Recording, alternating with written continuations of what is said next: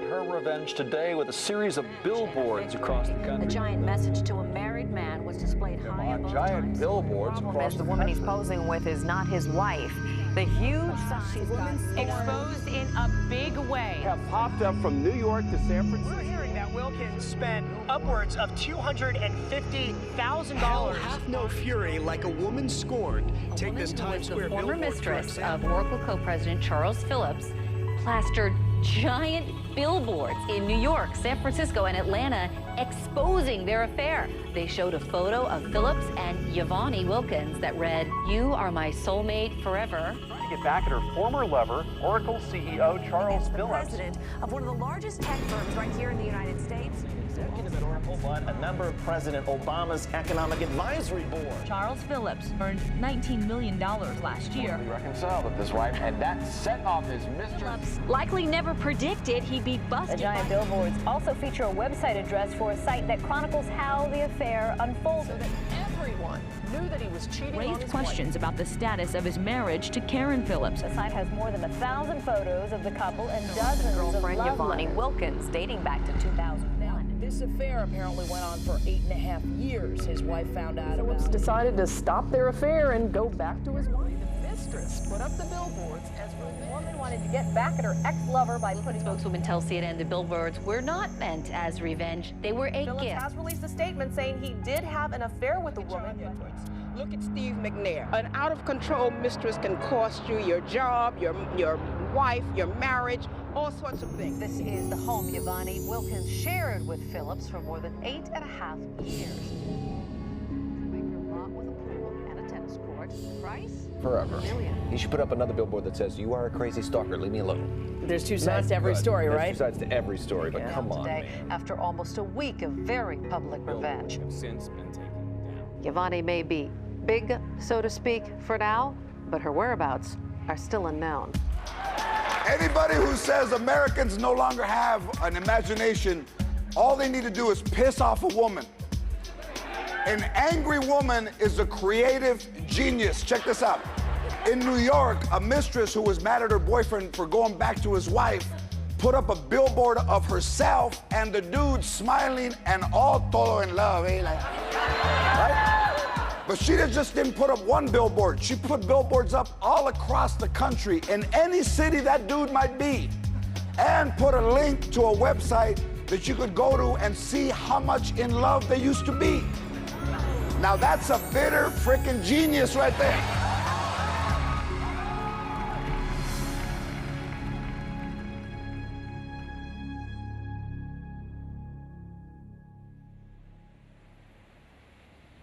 After the billboards went up, YaVaughnie Wilkins experienced a scathing media attack. People she had never met were publicly ridiculing YaVaughnie and speculating on the intimate details of her life.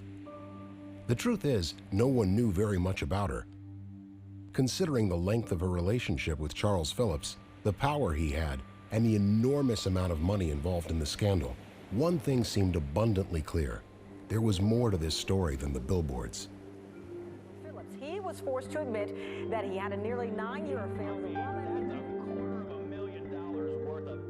Initially, I took it as something she was just doing to occupy herself, to shift her focus somewhere else and to heal. And I didn't put that much into it. I really didn't, and I should have known better because I do know her very well. She needs to feel validated. That's very important to her.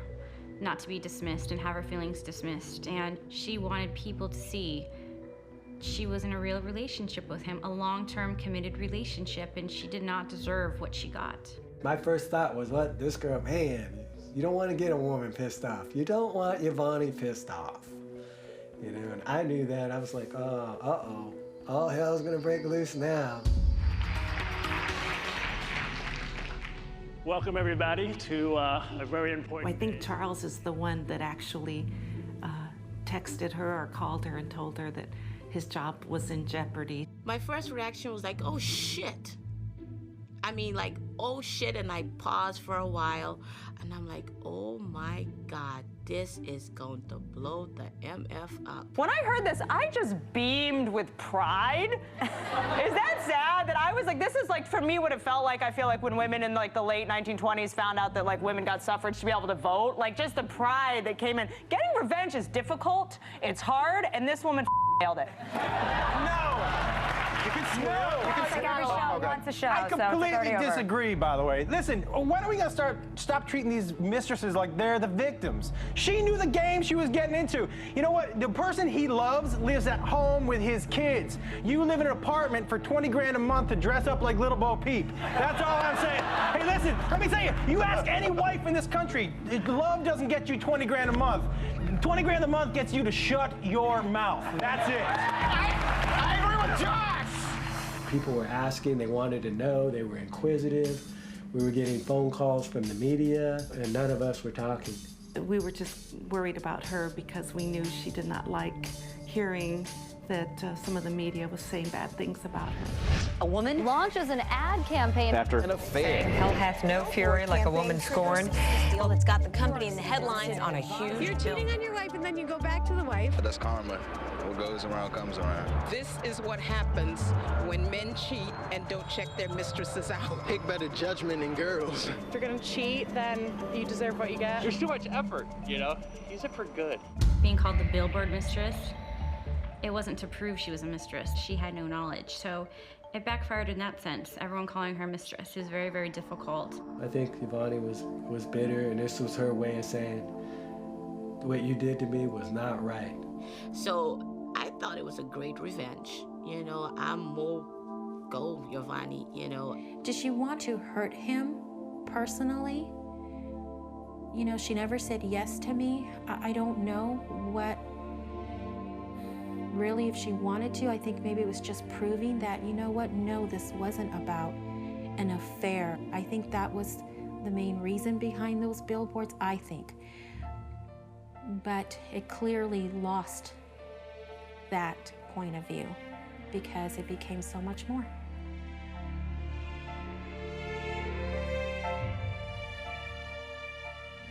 The reason I put the billboards up had nothing to do with revenge, per se. It had everything to do with validating my relationship and the amount of time that I spent in the relationship. Actually an act of revenge. They were put up by a broken-hearted woman trying to put up billboards of the couple in 3 cities. Take a look at this. The billboards are in New York and Atlanta and San Francisco, and they show Oracle co-president Charles Phillips snuggling with a woman. Phillips released a statement saying he had an 8-year relationship with that woman. Phillips filed. The idea to put up billboards came during the negotiation period between Charles and myself. I was on the 101 North going towards San Francisco, and I saw a big billboard advertising for Oracle World. So I thought, if Oracle can put up a billboard, why can't I? I recall reading saying, I'm going to prove him that I was not an affair. And I could completely understand. You know, that backfired on him because, you know, she was going to prove him wrong, that she was not an affair. I think that if a woman feels like she's scorned, just like any man would, that they would be bitter about that whole thing if you look back on it. She put it up there to let everyone know, look, you know, we had something. This was a relationship. I think she definitely regretted it. She took them down right away. As soon as she saw that it was creating this circus, they were supposed to be apparently up for much longer. I think they were up for less than a week. After the media frenzy started over the billboards, I felt trapped. I couldn't leave my home. I felt suffocated, and I just felt helpless.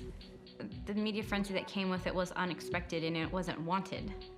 But at the same time, what was wanted was to expose their relationship, and she was able to do that. I would never ask her, why are you doing this? She was already, it was beyond that. It was no point in asking why. It was now, I hope you achieve what you want from it. Despite the turmoil she may have been through, Wasn't it YaVaughnie's own fault she was in this situation? Didn't she spend her own money to publicly expose her relationship with Charles Phillips in the form of giant billboards all across the country? What type of person would do that? Who was the lady behind the billboards? And why did she really put them up? Oh, well, you weren't listening. To find out, we need to go back to the beginning. YaVaughnie grew up in San Jose, California, less than 40 miles from Hillsborough, where she and Charles would eventually live after he became president of Oracle, and where their 8.5-year relationship would come to a very public end. YaVaughnie has always expected her mother to be more responsible. There was a lot of times when that expectation wasn't met. YaVaughnie just couldn't understand it. And I'm not so sure that there was a lot of morals that were instilled. YaVaughnie had to search those out on her own. I believe YaVaughnie has always wanted to be more than what her surroundings showed her to be. YaVaughnie was going to get out of East San Jose and become someone. I think back then it was so difficult trying to be a stepdad that I made the mistakes where if I had a chance to do this again, I would cancel. He was always playing music, so he was home during the day. He was strict. It took him a lot of time to have the patience, I guess you could say, to raise kids. I don't think that he was a good father figure for her, and I don't think he even wanted to be a father figure. If I could go back and tell you that I made some mistakes with her, I can give you thousands of them. And she overcame whatever ugly decisions I made and everything I did wrong. Maybe the music made up for all the dumb, I don't know. Despite how much she disliked him, Jerry seemed to play an important part in YaVaughnie's childhood, especially in her love for music. Although she never called him Dad, like every young girl, YaVaughnie needed the approval of a father.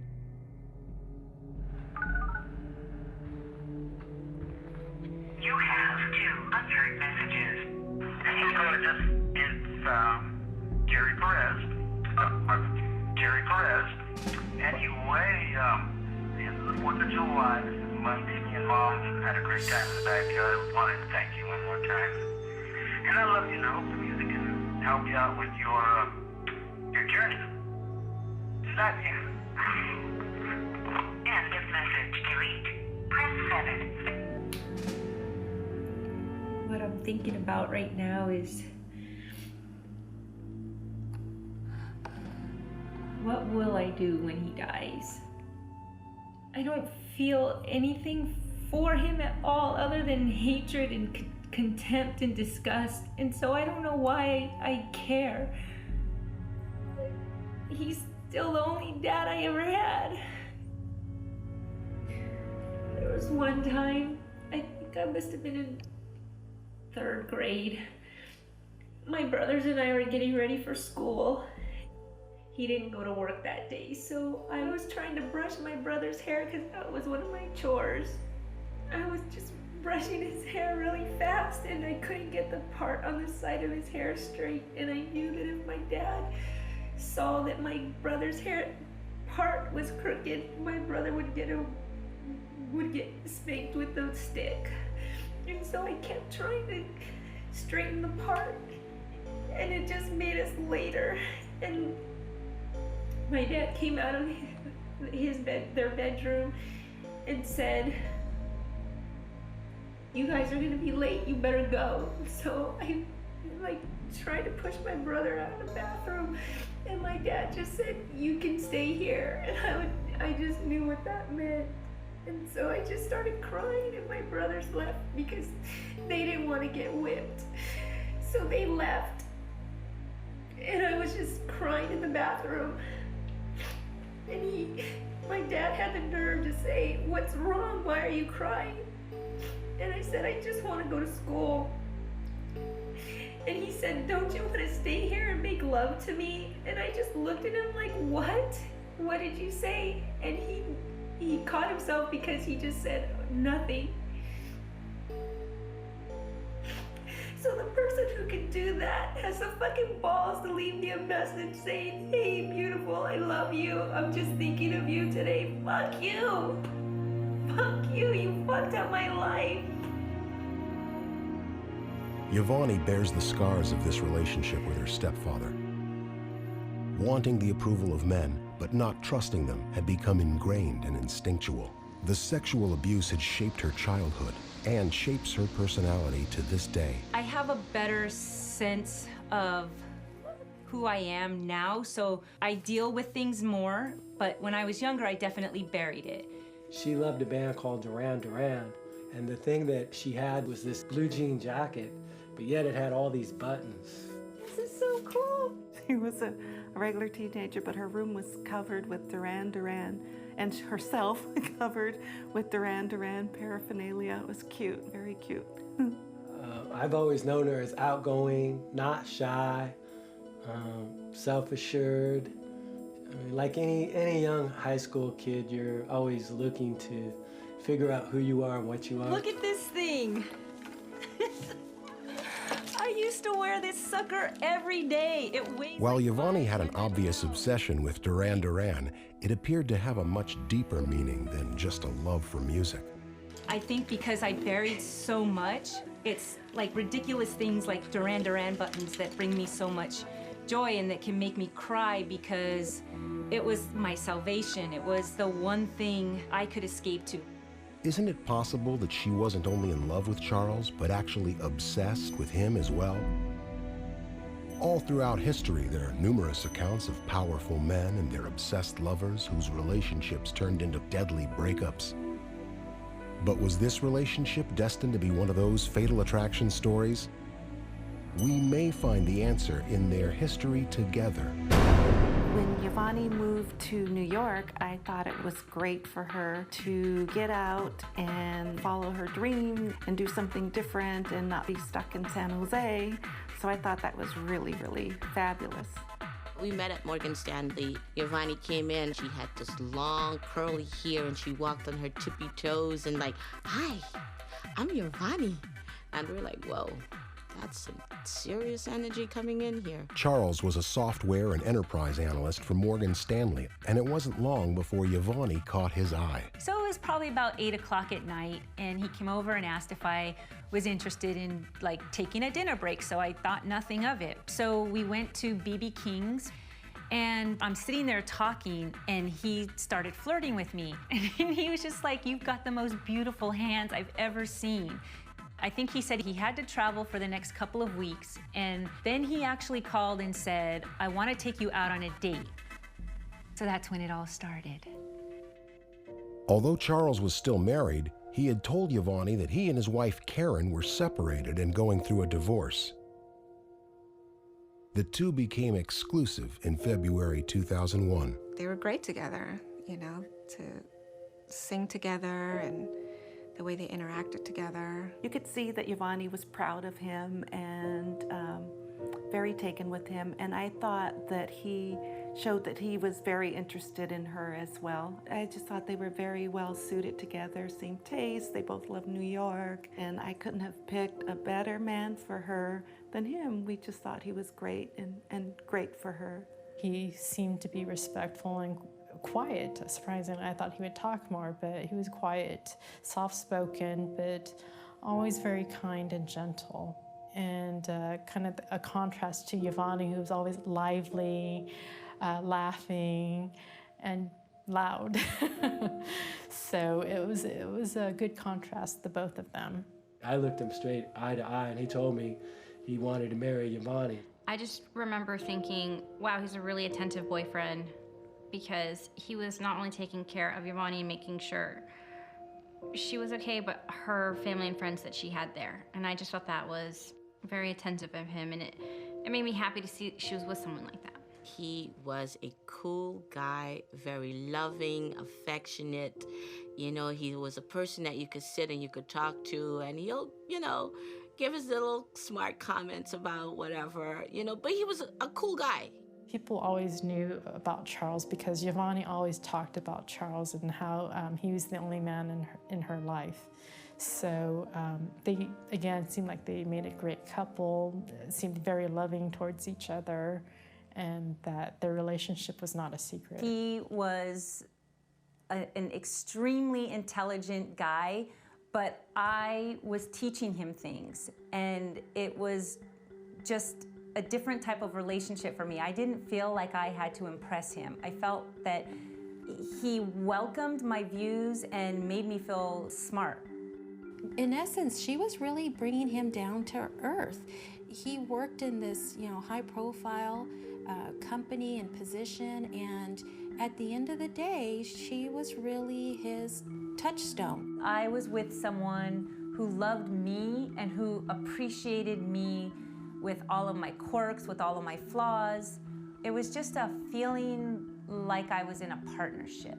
Despite YaVaughnie's desire to stay in New York, the two relocated to San Francisco to further Charles's career. I knew YaVaughnie loved New York City, loved it with the passion, everything that it had to offer, and she was not crazy about coming back. YaVaughnie was told by him that a few years after being in California, they could move back to New York. By the time Charles was asked to join Oracle by CEO Larry Ellison, he was well on his way to becoming a tech titan in a multi-billion-dollar software industry. I remember her telling me, I don't want to come back, but he's asking me to, and it was a very huge decision for her that I'm sure took a lot of time to arrive at in order to leave everything that she had established for herself in New York City to come back to the Bay Area. At first, it was great as could be. They traveled together, had fun with friends and family, and attended social and political gatherings all across the country. Everything seemed to be moving in the right direction.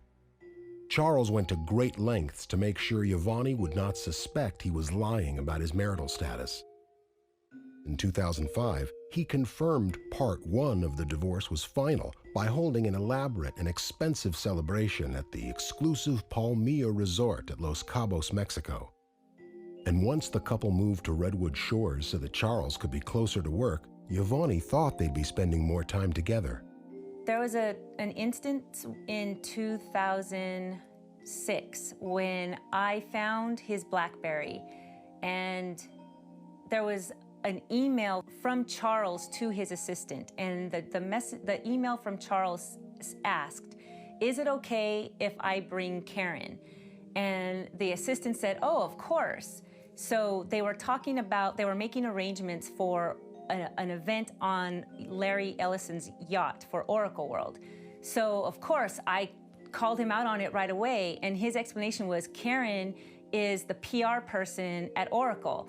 And I was just like, that's bullshit, you're lying. And he's like, no, look, let's go online right now. And he went online and he pulled up someone named Karen something that happened to work in the public relations department at Oracle. So of course I was like, okay, well, what about this? What about that? What about this? Like, I just found a lot of things in the BlackBerry, and he was able to explain it away just that easily. In February of 2006, unbeknownst to YaVaughnie, Charles bought his wife a home just several blocks away.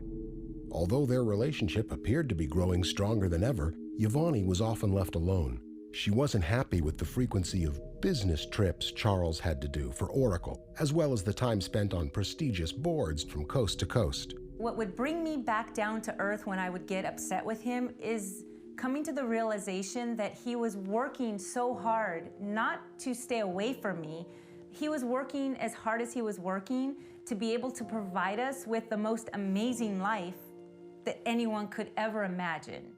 He and I would not, as a couple, have the opportunity to travel to exotic places, to eat in the finest restaurants, to drink the finest wine. And so I had to appreciate him for the fact that he loved his job. She was very understanding and patient that it was all work-related. He was on numerous boards, so it wasn't just Oracle, it was other things. But she had made a resolve with it. Not that she necessarily liked it. I know she didn't. She told me so. But she had come to terms with it. I did ask the guy, I says, how long were you going to be in this job where you're going to be traveling so much? Since you're the president, I always felt like he could control his time a little better rather than running around. He would tell her, don't worry, it's just gonna be another year and then I'm going to lighten my load. And so she would have that expectation that he set and then he wouldn't follow through with it. Despite their time together sometimes being an issue, not much seemed to get in the way of their otherwise healthy relationship. They would continue to grow as a couple with dates, concerts, and their favorite hobby, karaoke.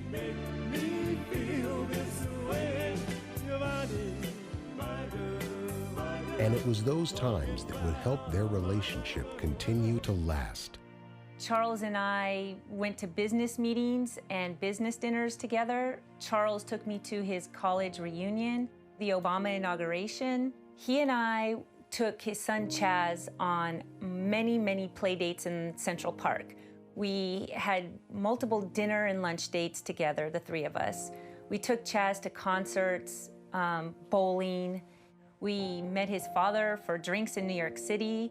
And I was with Charles in the hospital when his brother had a stroke. I was in the hospital again with Charles when his father had to have quadruple bypass surgery. We had dinners and lunches with his cousin Lynn. Charles did not keep me a secret. Charles spent every single New Year's Eve, Valentine's Day, and birthday with me. You don't do that with a mistress. You do that with a partner. And I believed I was his partner. In February 2008, YaVaughnie and Charles purchased an extraordinary $11 million mansion in Hillsborough, California. When I first walked through the door, it wasn't like, wow, this is amazing. I felt like I didn't belong there. But Charles made me feel like, this is yours, this is ours, this is where we're gonna spend the rest of our life. So once he came up to me and like hugged me from behind, I didn't feel like, what am I doing here anymore? I felt like, wow, this is our home? Holy smoly, wait till everyone sees this.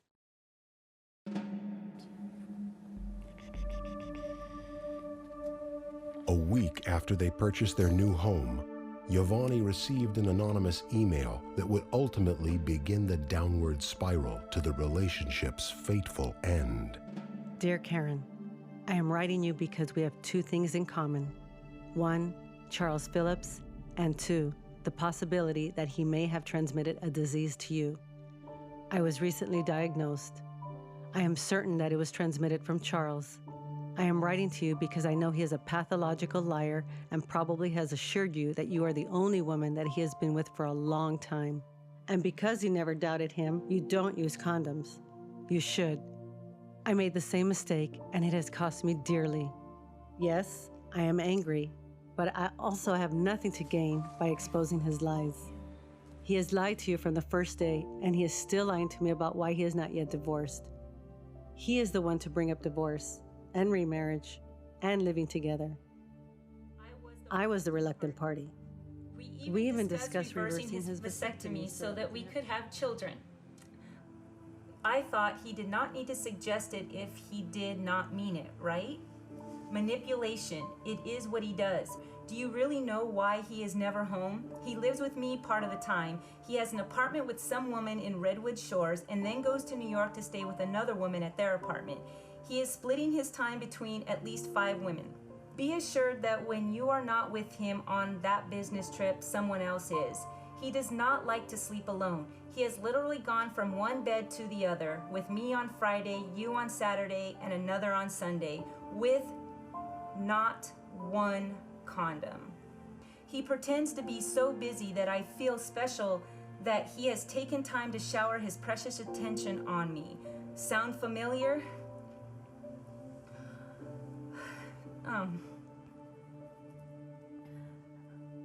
When I confronted him about that anonymous email, his initial reaction was utter shock. He had no idea who could have possibly sent that email. He went from accusing Karen of sending that email to accusing me of sending it. And after arguing with him over several minutes and trying to defend myself, I hung up the phone and emailed every single professor and graduate student of computer science at Stanford University. And the next morning when I informed Charles that I had reached out to these people at Stanford to help me trace the email, he miraculously believed that I was innocent and went back to blaming Karen. Charles was able to defuse the situation by telling YaVaughnie that Karen sent the email to break up their relationship. They spent 20 days per month living together as a couple, but near the end of their relationship, it had dwindled down to just 10 days per month. If I had only seen him 10 days a month at any given year prior to us living in this 8,000 square foot mansion, I would have left. In fact, I did leave the relationship several times, or at least I tried. But as soon as as soon as we got into couples therapy, as soon as I got into personal therapy, as soon as I started thinking I could really marry this person, it's when he started doing things that made me question my decision. And it was literally the beginning of the end was March of 2009. She had been unhappy a couple of times before about his travel, but that was the first time that I realized that she was really serious about he had not cut back on the hours like he had told her he would. It seemed like he was going to 50 countries all the time. So from YaVaughnie's perspective, he was the president of this huge multinational corporation that had 90,000 people that he was in charge of. And of course, that would take the president's time and commitment. The things he was saying weren't adding up. And he explained it away as saying that he had family obligations. His father was having quadruple bypass surgery. He had a cousin who just recently died. So he had to take care of everything because he was the most responsible person in his family. While a lot of that was true, I found out that it was much more than that. He was going through a very traumatic time in his life, and he would think that he would want to lean on me. He was leaning on someone. It wasn't me, and I needed to find out what was going on because things just weren't adding up.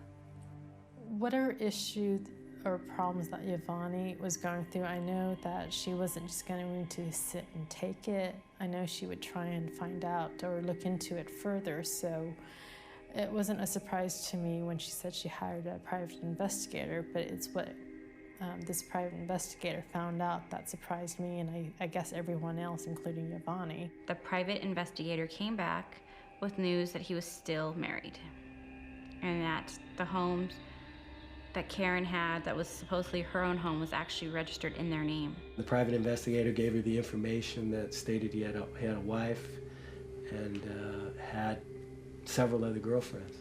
The private investigators that I hired in June came back and gave me information in August, and the information was on video, photographs, receipts.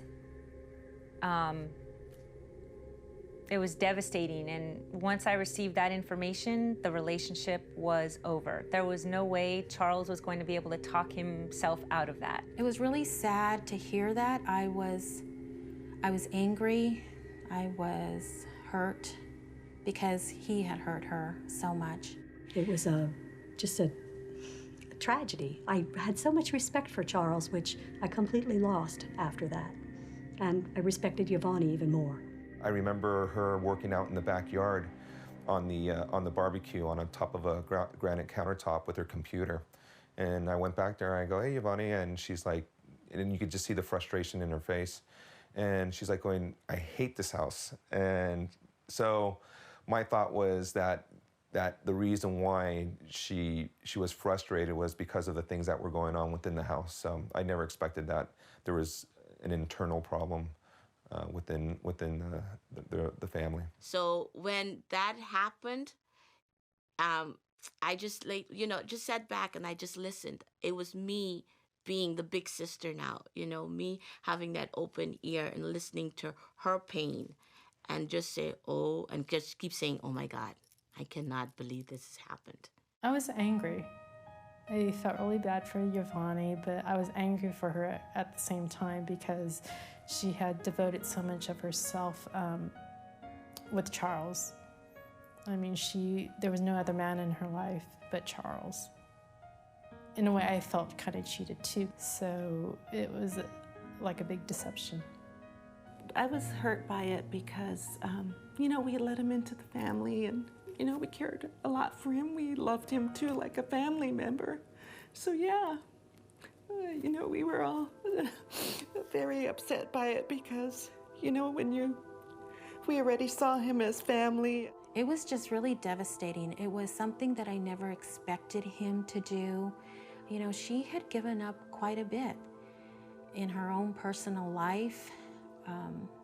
They had done a lot together, and you just never expect that to happen. I think stuff was said in the relationship at the end, bitter feelings, and it just got to where, yeah, she was afraid. I experienced physical violence in my relationship with Charles very early on. Charles was sitting at the table. YaVaughnie said, "Uncle Mike, Charles hit me." And I'm like, "What?" I looked at him, and I looked at Vonnie, and it was very tense. The type of violence would be Charles grabbing my arm to prevent me from leaving, or like shaking me or pushing me up against the wall. Once I started getting bruises on me, I would set a video camera up when I knew he was coming into the apartment. I have documentation starting early on in the relationship of the physical violence. I never wanted to call 911 because I knew that if I reported it, his career would be over. Some of the things that he said to her, you know, were so unfair, hurtful. He would say things like, "Who's gonna believe you over me? I'm who I am and look who you are. You're from the ghetto. No one's gonna believe you." So at that point I said to myself, thank God I recorded him and set up those video cameras, because it would be his word against mine. She sent us emails that caused us to be worried. So when we got that, you know, and then we would phone her back, we would communicate back in email. We were where we couldn't sleep. The emails that were coming were like, "Here's our information." You know, the wife was getting emails, and in case something happens to me, that was YaVaughnie on the other side, "I want you to know where this and this is." We're like, what? I'm like trying to put all that stuff together. It's more of a this could happen, you know, and that's still like a threat. If something can't happen, that's scary. So this girl, my cousin, just knew so much about this guy, and he doesn't have a heart in him. If he feels like his world's gonna come crashing down, which his job meant more to him than anything, any relationship he's ever had with anyone, family member or not, that job, that title, people worshiping him, that means more to him. So I was very scared the whole time what he could do to her if he thought she would talk. YaVaughnie had secretly kept some personal files throughout their entire relationship in a safe deposit box in Redwood City, California, a few miles from the couple's $11 million mansion. So I have my safe deposit box, and it was in case something ever happened to me. It was basically to let the world know, or whoever know, that this was only for protection, because anything could be twisted to seem like, well, let's just take, for instance, with the billboards. The billboards go up, and automatically I'm the billboard mistress. And that's just not the case. CDs of hundreds of minutes of conversation, and also saved email, really intense and really bad, heated conversations while we were negotiating our separation agreement. It seems like that's everything. All right, we will see what I've been able to save and keep. I'm ready. Thank you.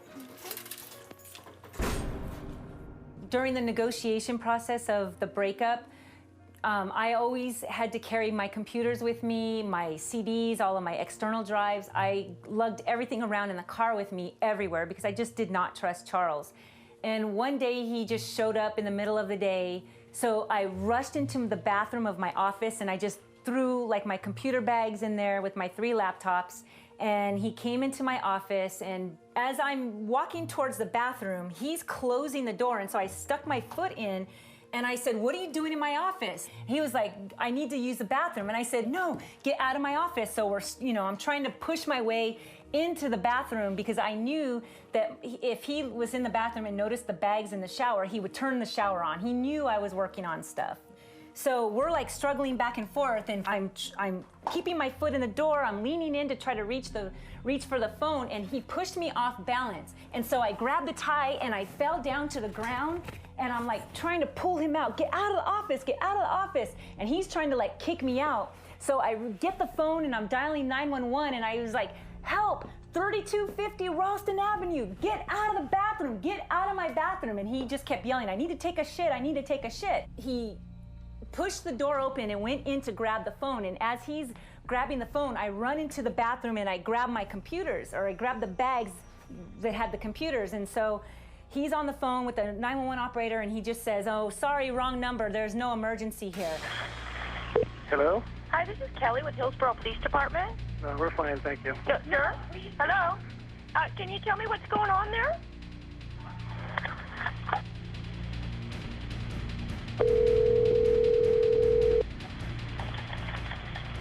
Hello? Hi, it's Kelly with Hillsborough Police Department. What's going on there?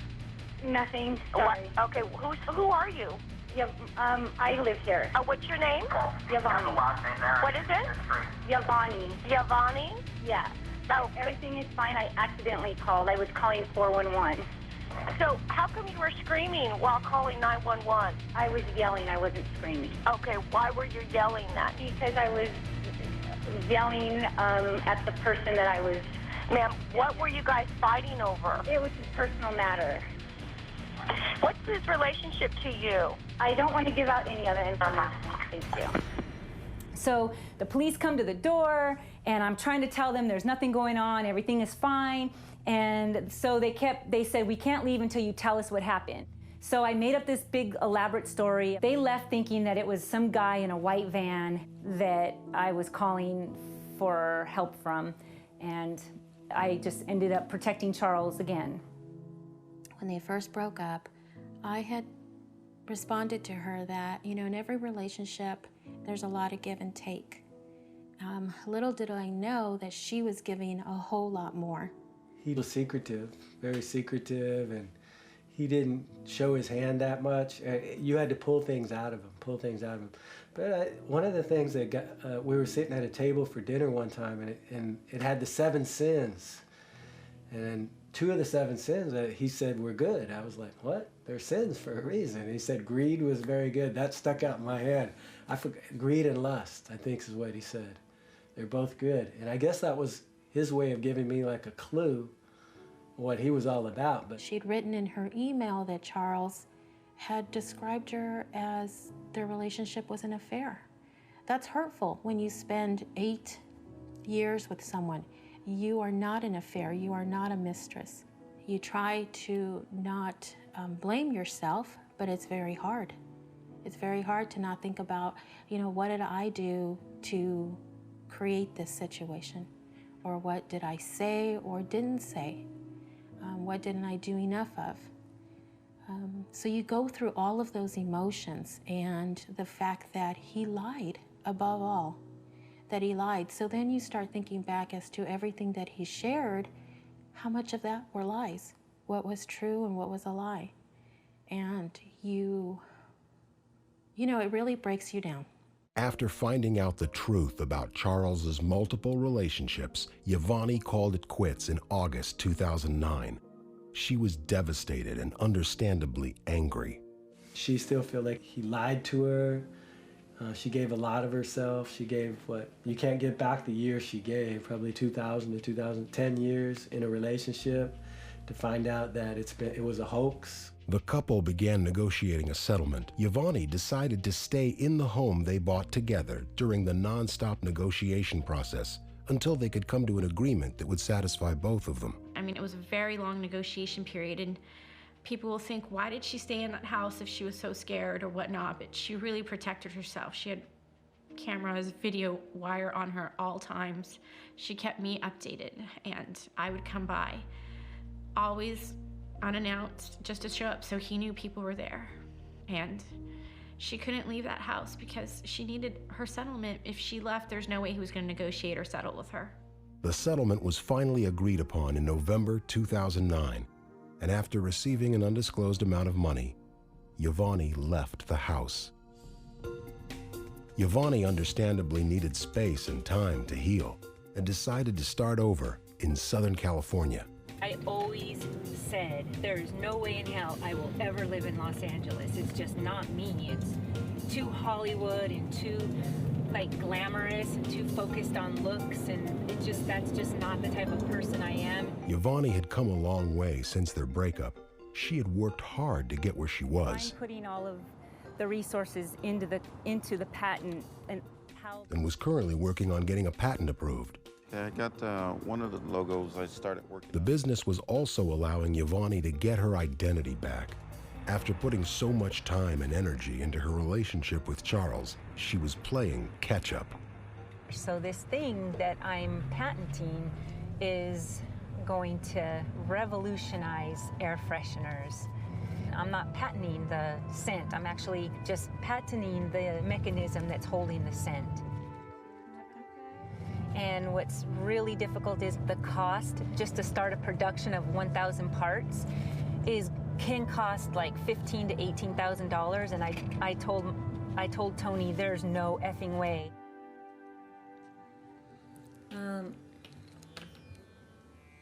This one's my favorite. Just based on our last meeting, the cost for something that's going to be disposable is outrageous. I've gotten quotes from 2-3 different places already, and just a lot of the manufacturing work I've done throughout my career, it's the same. It's just molds. This is getting crazy out of hand. 1,000%. This is absolutely effing crazy.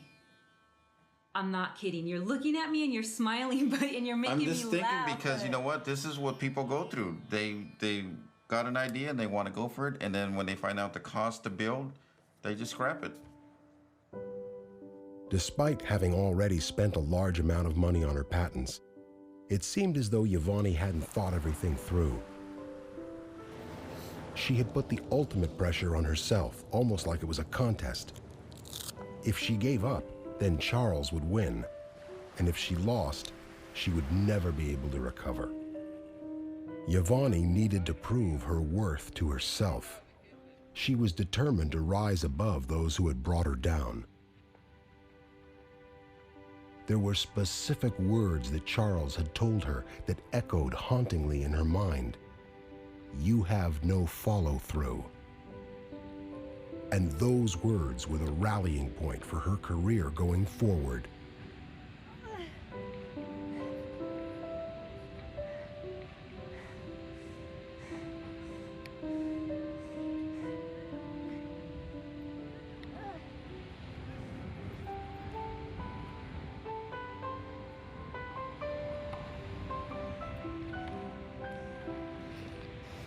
It's just all follow through. From now on, I'm going to finish every freaking thing that I start. I know I'm capable of doing monumental things, and always gonna have in the back of my head Charles saying to me that I have no follow through. So it was really important for me, once I was able to get myself up on the rope, not to quit, to finish what I started.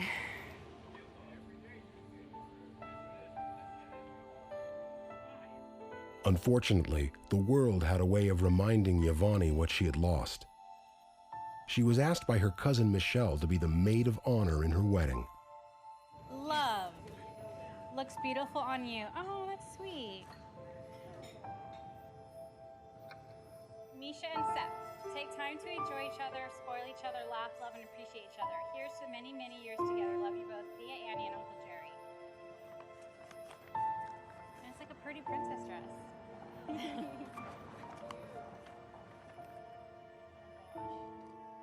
Throughout the ceremony, YaVaughnie was realizing how much of her own personal life she had sacrificed in the 8.5-year relationship with Charles. And in my opinion, she really won't be happy unless she gets a little of that mothering instinct. I see her do it with her dogs. I'd love to see her do it with a child.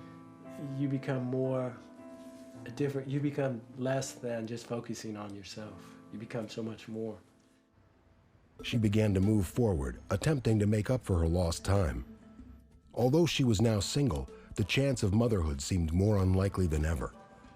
At her age, the question of whether she had lost the ability to conceive a child became important to answer. Since her fertility and childbearing capabilities were unknown, it was a race against time. But I'm 42. Hi. Hi. It's me. I'm really nervous. Hi, no worries. Andy Huang, pleasure to meet you. Oh, good to meet you. Good. Tell me about you and, what brings you here? I recently got out of a long-term relationship, like 8.5 years. Okay. And during that relationship, it was okay with me that I probably wasn't going to have kids, mainly because my boyfriend had a vasectomy prior to us dating. Okay. So that was, I guess, the main factor. There was not going to be an accidental pregnancy or a plan. It would have had to have been planned. So the relationship has since ended, and now I'm starting to feel like, okay, it was okay for me not to think about having kids. That was a choice that I made for that relationship. Okay. But now I'm starting to feel like, was that the right decision? And what are my options at this point? So age is a very good predictor of your percent chance for a baby.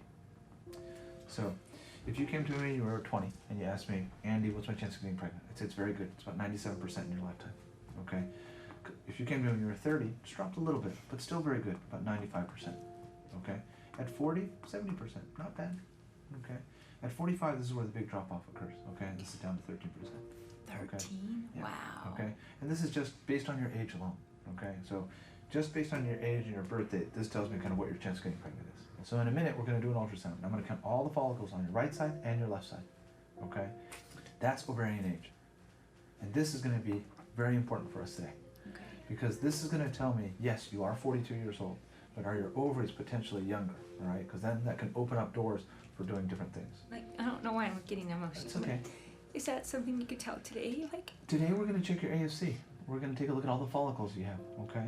And your FSH, we're going to check on your second or third day. Okay. All right. Sorry. Okay. But your ovarian age is important. Now that's one thing that we're going to very critically evaluate. Okay.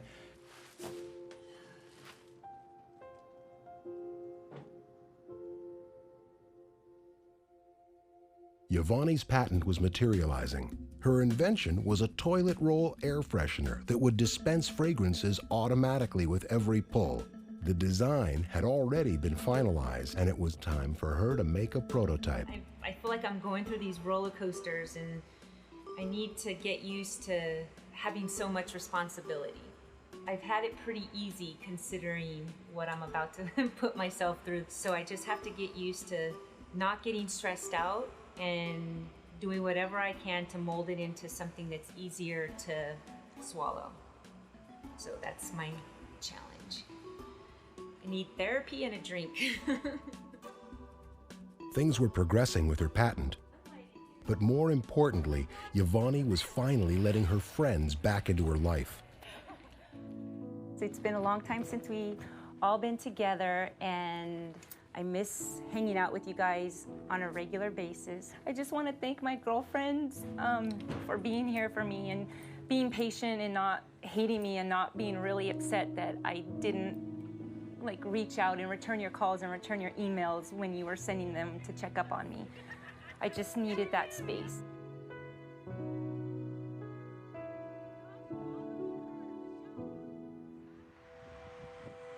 I guess I just want to know what all of my options are.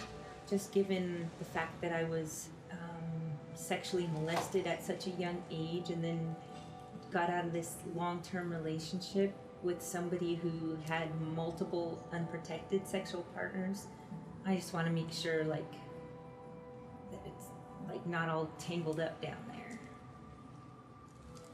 from all the abuse it sustained. It's okay, ovaries. I'll take care of you. I mean, seriously, this world needs a little mini me. But I just have to keep a positive attitude. I just hope I'm able to freeze my eggs for future use. Here's your ovary on the left side, right here. See all these dark circles? Okay. So, very good. All right, you have a lot. Again, so even better than I saw you before. Beautiful. 15 follicles altogether. Wow. Okay, so wonderful. All right. I've kind of talked to you about kind of the numbers, right? In terms of how many eggs we need to get in order to give you an appropriate chance.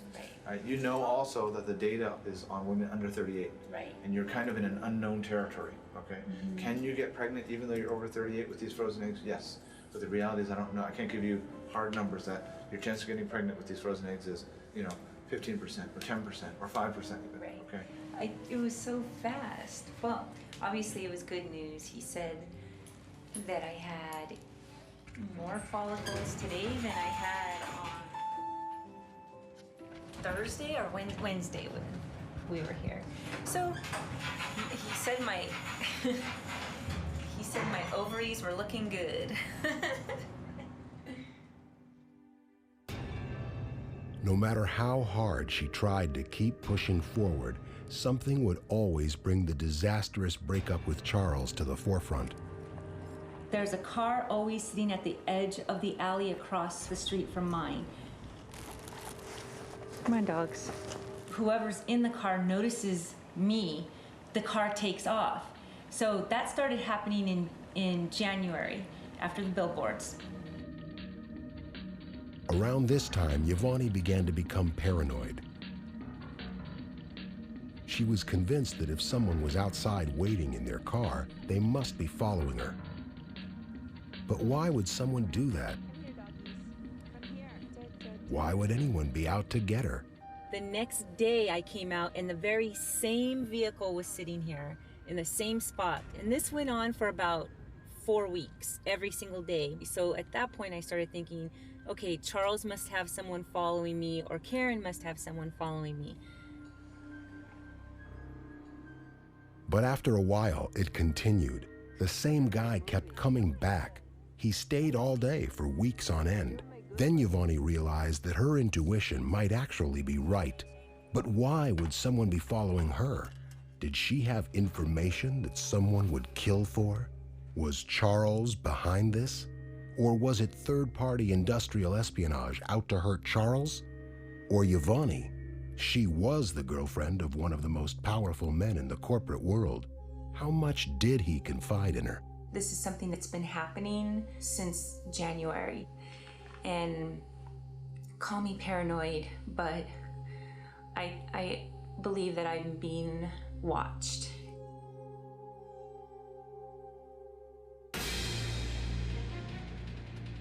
Although YaVaughnie had taken great strides to move forward with her life, she couldn't get past the mysterious men outside her home. It was now months later, and they were still there. So the reason that I decided that I needed protection is that I've just been a nervous wreck. I don't sleep, I don't eat, and this is not a frivolous task. This is an undertaking that I feel is very necessary. I've been as hyper-vigilant as I can by walking up to people that I think are suspicious, and I just start taking pictures of them with my cell phone. But I look like a crazy person because everyone is starting to look suspicious to me.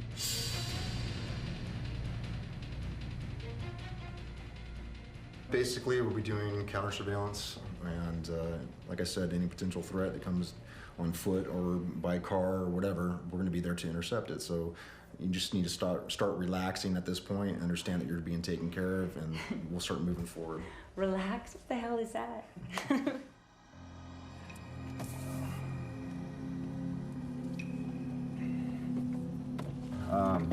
I was going to come back over to your work. Yeah, no, he went to your garbage cans just to the right of the gated garage, and then he lifted it up, and when I called over to him, he just put the lid down on the trash can and kept walking down the other street leading towards the other side of the alleyway, and that's when this guy went to pick him up, and now they're back in their original spot again. So yeah, he says they're definitely, you know, doing surveillance and dumpster diving, basically trying to get info on you. So That white car? yeah, it's been there. I don't know if it follows you over there, but it's been sitting there now with its lights on, like mimicking me almost. I'm gonna go look at For about 40 minutes, almost 35 I minutes. think that car is the car that followed me. Once YaVaughnie had the security team behind her, she confronted them and took their picture. YaVaughnie's investigators confirmed that the numerous men following her were from a company called Kroll, an expensive private investigative firm specializing in surveillance, interrogation, and executive protection. And there he goes. Although there was no way to prove who hired them, YaVaughnie was convinced it was Charles. I want to know why you were following me this year, why you had me followed, or why whoever you claim had me followed. I want to know. I don't know the Huxley guy, and I've been trying to find out about him. The guy you mentioned, I have no connection to him, and so I have not been following you straight through from January, and that is the truth. And if your guys can find out something about him, I'd be more than willing to pay for that information or to fund their work on, finding out who he is, because I have not, no one I know knows anything about him. And again, if your guys can find out anything about him, if I can be of help, I will help. But he is not connected with me. I'm sorry whatever appears that way, but I actually think he's probably innocent. But if he's not, then I just want to know too. So he has nothing to do with me.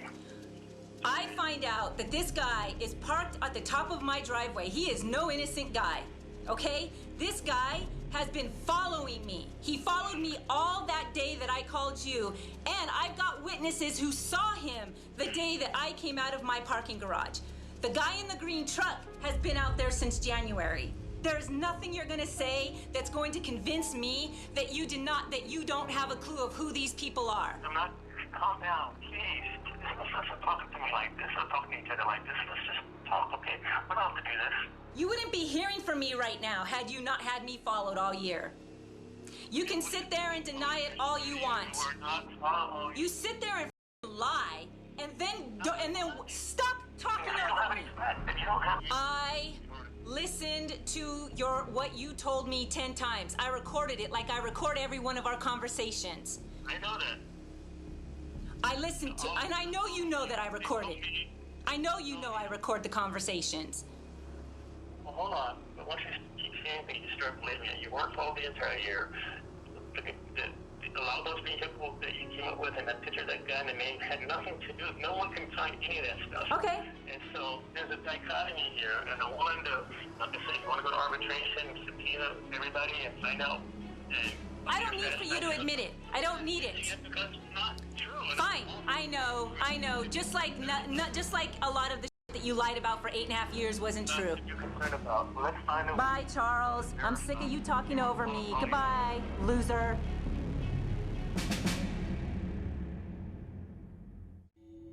The relationship had been over now for more than a year, and YaVaughnie was no longer interested in protecting Charles. It was now time to protect herself. So because the person who's watching me is like the president of Oracle Corporation, so he can hire, if not do himself, hack into my system and plant bugs and whatever. So so now this makes this even more important because I would love to find out that there are listening devices in my house. And every time I would come in eye view of this person in the green van, he would leave. Okay. I know that I'm at least watched. Now we need to find out, has my email been infiltrated? Has my network been compromised? And what's, if we can find that out, then I'll have a lawsuit against him, the company that he employed. If it's Oracle, assuming you look can out. prove who did it. You know, Great, that's are the you hard kidding? part. But who else would do it?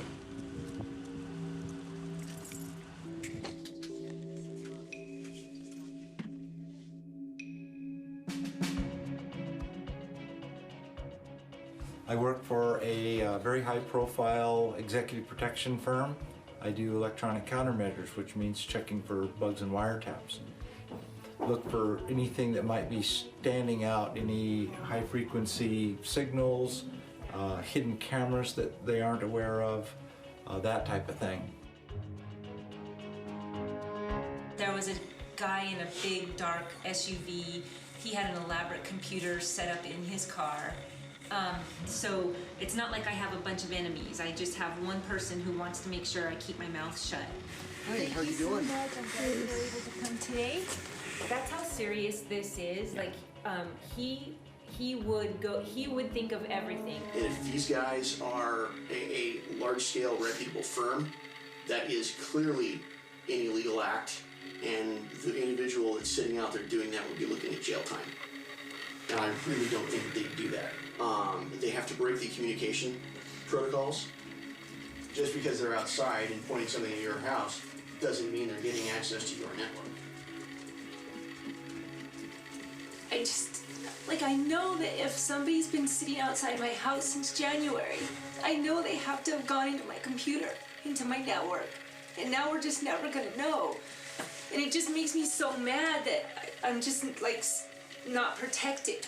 Or if I'm protected now, I don't know whether or not I was protected for the past entire year. And that's just...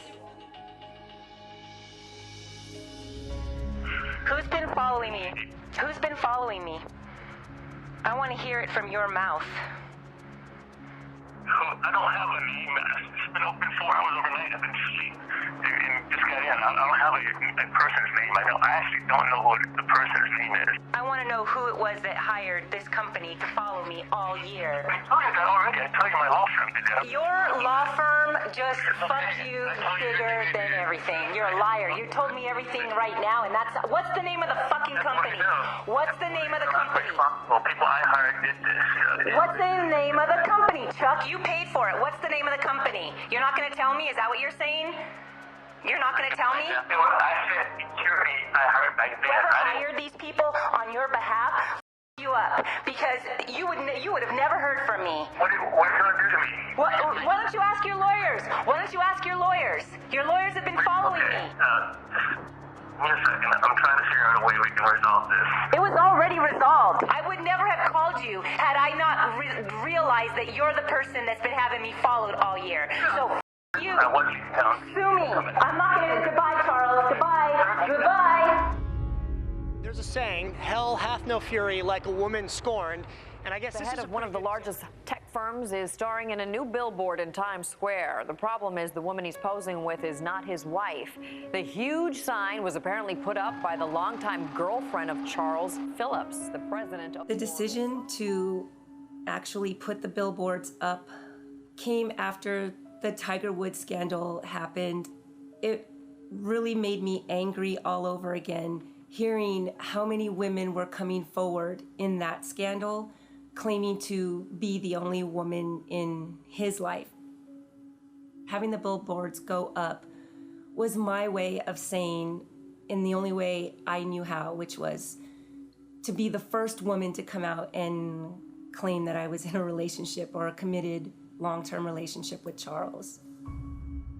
While YaVaughnie's breakup with Charles provided her with the means to set the story straight, the media attention gave her much more than she had bargained for. After the billboards turned into a media scandal, Charles contacted me because he needed to release a statement. If word for word I do not approve of that statement, I will make a statement of my own. And this is not any type of blackmail. I am going to save my reputation. You admit publicly that I meant more than just a piece of ass.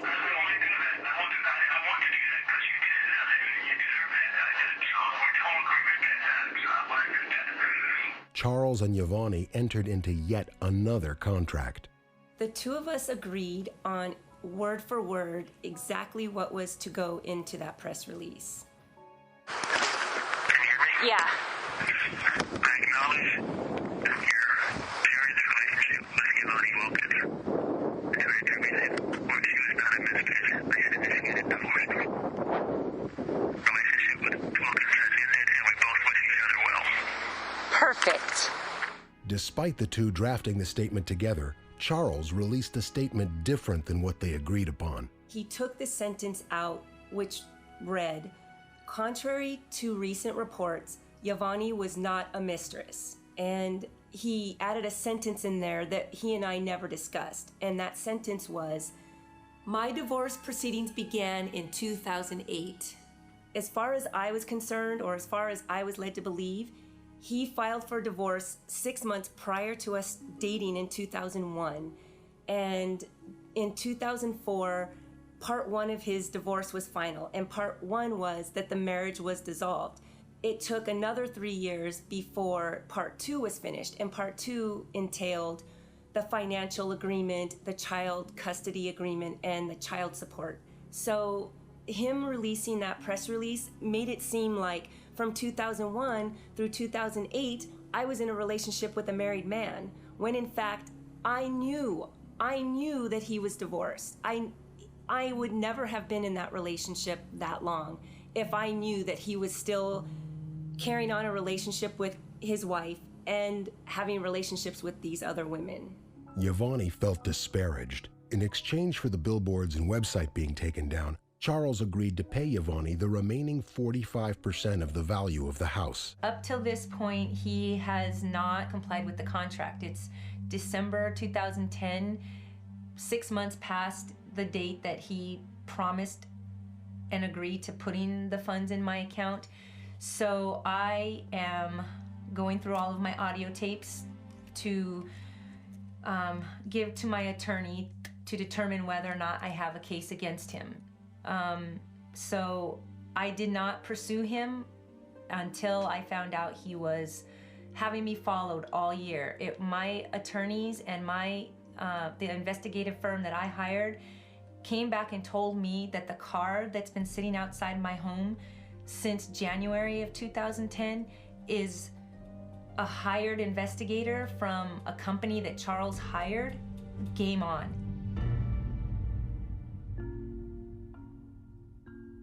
YaVaughnie decided to explore her legal options. For now, the mysterious men following her seemed to have disappeared. Whether or not they would continue to stay away remains to be seen. But for YaVaughnie, things were looking hopeful.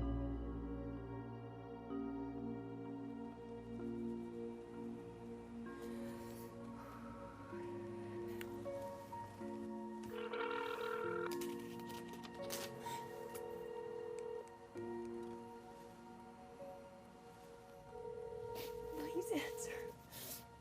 Hello? Uncle Tony? Okay, so I'm a little bit nervous. I'm crying a little bit, but I just opened up an email from the patent attorney, and it's official. We're inventors. We have a serial number and a patent pending number, and we did it. We can mass produce we can do it now. Wow. I'm so excited. Oh my gosh, I can't believe it. This is so exciting. Oh my God. If anyone goes to a patent office and looks up our names, we're gonna be inventors. We're on file as being inventors.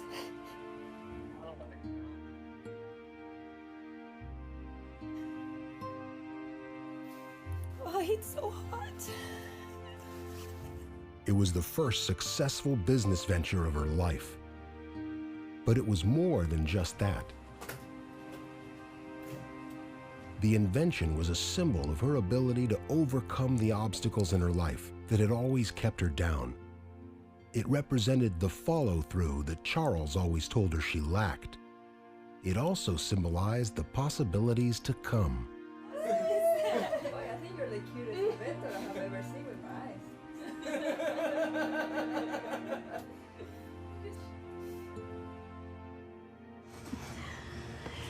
Should I make a fist or something? Yes. YaVaughnie was going to continue with her fertility trials. Unfortunately, this was a part of her life where she had no control over the results. So your ovaries look great. Nice and synchronous, okay? You're gonna be on a regimen where you're gonna be on shot twice in the morning and twice in the evening. Okay? You're gonna be fine. I'm very committed to taking all of this, and I'm very, very needle phobic. And I know that for me to be going through all of this, I'm admitting to myself that that it really wasn't okay with me to give up that womanly instinct to be a mother. And I actually dream about it now, and I would love to just have a little person that's a part of me, and I just want to take care of a baby or a child and protect it and make up for what happened to me. I just want to, I guess I just want to just make up for the mistakes that happened in my life when I was a little kid. And I kind of feel like it's not necessarily my responsibility, but something that I need to do to, I guess, make what happened to me okay. Me having a kid and me teaching a kid and providing for a child in a way that I didn't have will make what I had to go through okay somehow. And I wake up at night and there's this little girl, I don't see her face, I just see her hair and her little hands and her little dresses and her little bows in her hair, and I just see her running and skipping and just full of life and full of happiness. And so when I'm going through this, I'm saying 1, 2, 3, follow through, 1, 2, 3, follow through, but really it's I just see this little person that I hope will one day come into my life. And I still can't even imagine what that joy will be like. Everyone always says you just have no idea what life is until you have kids. I still, I can't fathom what it would be like, because I still feel like it would be a burden to have the responsibility of protecting and raising a child. But, you know, this is nothing compared to the joy that I'm gonna get someday from a little rugrat.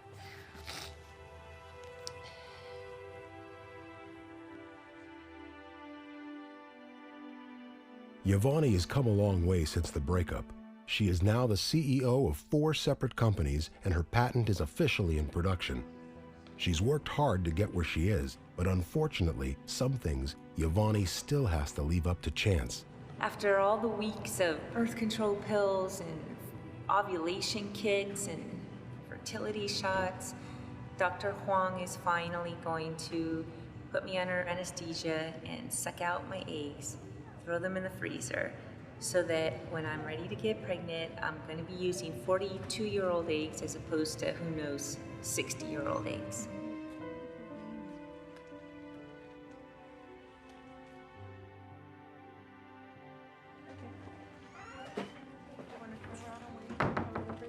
I'm going to get my eggs out. Come on in.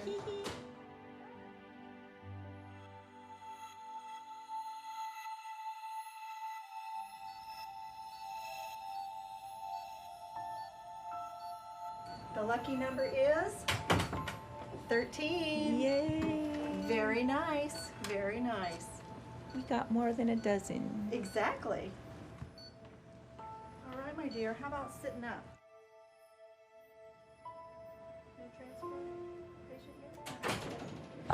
They said that when you tried to go into the other side, to get the little eggs, my heart went off the charts, and I'm really mad, because I wanted you to be able to get more eggs. So as soon as I got on the phone, I just started crying, and he just said, "There's no reason to be upset. We got more eggs than we could have expected. We got 13. You did really, really well. You should be really happy." 13 is off the chart for 42 years Okay. 13 is off the chart. It's awesome. Someone my age, you know, there's just not a lot of data out there on what the outcome could possibly be after all of this. He even said to me, when I get somebody in here in their 40s, they're trying to get pregnant. So the fact that we're doing this so that you could freeze your eggs, this is new territory. I can't even express how happy I am and how lucky I feel. Thank you so much. Okay, I feel better. Making this documentary has given YaVaughnie a way to purge the experience with Charles and move on with her life. Now the film was finished, and YaVaughnie was ready to show the world, or so she thought. The director of The Glamorous Lie was Mark Alamares. We were so excited on June 1st when we finally locked picture. I sent him an email and a text saying, "I watched the final edit, this is great, this is fantastic, so lock this picture." And he replied back saying, "Haha, you're so right, I'm so happy, I'm excited about the next step for the documentary." So that was the last time I heard from him. He just disappeared, and we kept calling. I wanted to say, "Mark, where can I pick up the footage? You know, we're running out of time here, we gotta get this music composed." Finally, we got a hold of the editing house. The manager said, "Oh, YaVaughnie, we haven't heard from Mark in 3 weeks," and he picked the footage up. In a staggering betrayal and sellout, the film's director YaVaughnie had hired and worked with for months, Mark Alamares, had stolen the footage and given the film to Charles Phillips and his attorneys. Before we knew it, we got a letter from a new attorney that represented Mark. I found out that Mark's new attorney used to work for Charles Phillips's attorney. Charles was now paying for Mark's legal fees. You're spending millions of dollars on lawyers? Why don't you depose me then? You're being deposed because you are paying his legal fee. Nobody asked you to be involved in it. But so what? He's paying his legal fees. So what? So what? What do you mean, so what? So little by little, we just realized that Mark had sold me out. I trusted another man who duped me. The most obvious reason would be a big payoff from Charles Phillips. Nothing else makes sense.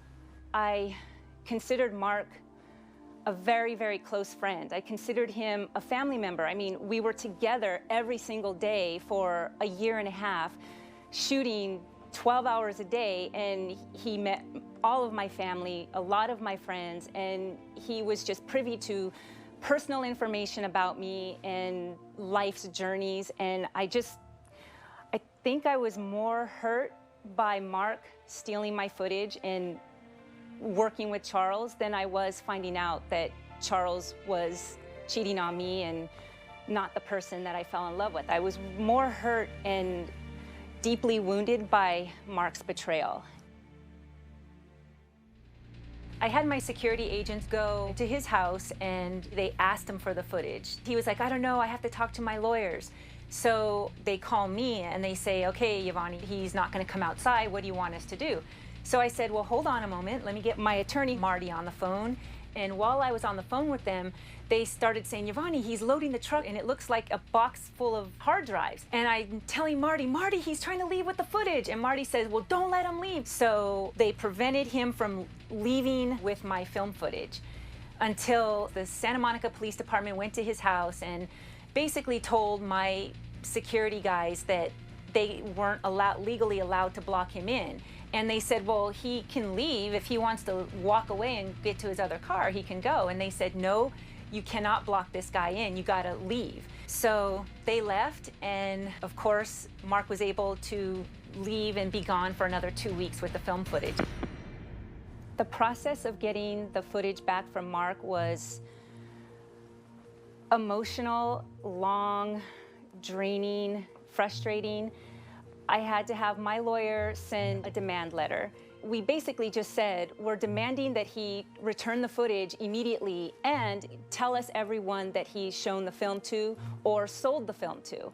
And his lawyers wrote back saying, we'll give you back the film, but we're not going to tell you who we've shown it to. So we work it out where they get the footage back to me. But when it arrived, it was on hard drives that I'd never seen before. So I knew that I didn't get the original footage back. He gave us a copy, essentially. I filed a lawsuit, and Mark filed a countersuit. He's claiming because my security guys blocked his car in that I caused him emotional distress, and I kidnapped him. With the film finally back in her possession, YaVaughnie was able to complete post-production and enter The Glamorous Lie into film festivals.